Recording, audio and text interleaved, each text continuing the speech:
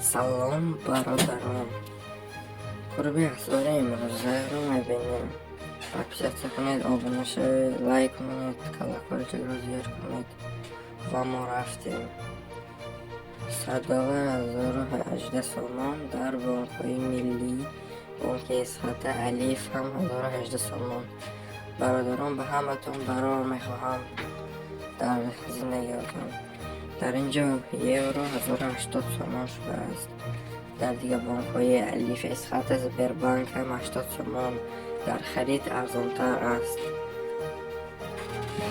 و 1000 روبل شبانه کمتر فرامد. 149 سومان بود، 146 سومان شد و بانک الیف با 100 روبل یکمین در الیف برآمد و در الیف معلوم شد. ویدیوهای نو رو